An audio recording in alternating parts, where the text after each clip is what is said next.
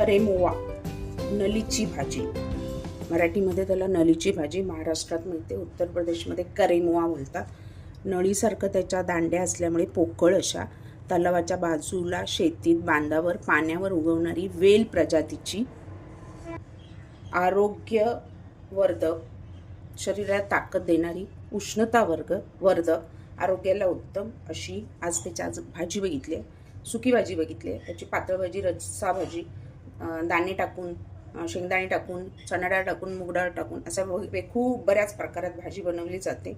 उन्हाळ्यात स्पेशली मार्केटमध्ये खूप येते आणि भरपूर प्रमाणात ती घेऊन खावी म्हणजे शरीराला थंडावा मिळतो आणि ताकद येते.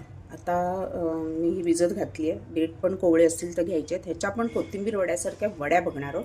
त्याच्यासाठी तिला आता